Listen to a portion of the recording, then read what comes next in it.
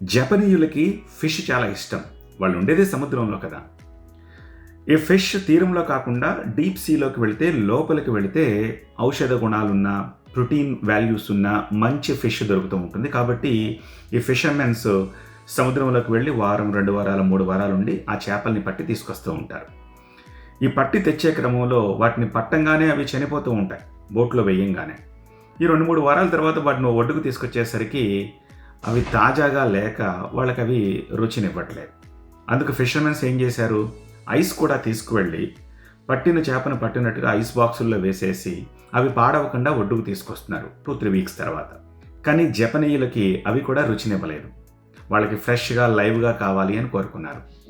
అందుకు సైంటిస్టులు ఏం చేశారు, కొన్ని చిన్న చిన్న ఫిష్ పాండ్స్ లాంటి ట్యాంక్స్‌ని ఆ బోట్‌లోనే ఏర్పాటు చేసి చేపల వేట కోసం బయలుదేరమని చెప్పారు.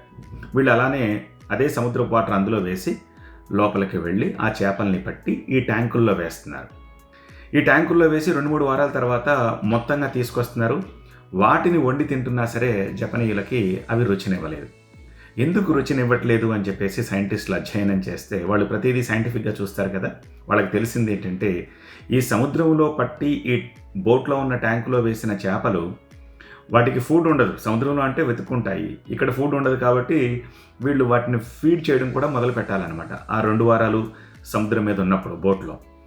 సో వీళ్ళు టైంకి ఎంత ఫుడ్ వేస్తే అవి తిని హాయిగా రెస్ట్ తీసుకుంటున్నాయి. వాటిలో యాక్టివిటీ లేదు. అందుకనే అవి రుచించట్లేదు అని చెప్పి తెలుసుకున్నారు. అప్పుడు సైంటిస్టులు ఏం చెప్పారంటే ఈ ఫిషర్‌మెన్స్‌కి, మీరు ఈ చేపలు పట్టిన తర్వాత ఒక చిన్న షార్క్‌ను సైతం ఆ ట్యాంకుల్లో వేసేయండి అని చెప్పేసి. ఈ చిన్న షార్క్స్ ఏం చేస్తాయి, ఈ చేపల్ని తినడం కోసం ఆ చిన్న ట్యాంకులో పదే పదే వాటిని వేటాడుతూ తిరుగుతూ ఉంటాయి. అవి తప్పించుకోవడం కోసం తిరుగుతూ ఉంటాయి. ఈ మధ్యలో కాస్త ఫుడ్ వేస్తే బ్రతకడానికి ఫుడ్డు కావాలి, అలాగే ఈ షార్క్ నుంచి తప్పించుకోవడానికి అవి పరిగెడుతూనే ఉండాలి.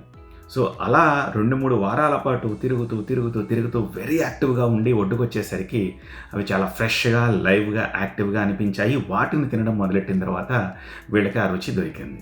ఈ జపాన్ చేప కథ ద్వారా మనం తెలుసుకోవాల్సింది ఏంటంటే, మన లైఫ్లో కూడా ఏదో కోల్పోయినట్టు మూడీగా, లేజీగా, బద్ధకంగా ఉంటారు కదా, అలాంటి వాళ్ళ లైఫ్లో అలాంటి షార్క్ను ఒకటి వేసుకుంటే ఆ స్ట్రగుల్ ఫర్ ఎగ్జిస్టెన్స్లో భాగంగా ప్రతి మనిషి ఛాలెంజెస్ని యాక్సెప్ట్ చేయడము, యాక్టివ్గా ఉండడము, తన గోల్స్ని రీచ్ అవ్వడం లాంటివి చేయొచ్చు అని చెప్తారు. సో మీ లైఫ్లో కూడా ఒక షార్క్ వేసుకుంటారా? ఆ తర్వాత ఫలితాలు ఎలా ఉంటాయో కూడా మీరే చూడండి. ఈ కథ నచ్చినట్టయితే లైక్ చేసి, షేర్ చేస్తూ కమెంట్ రాయండి.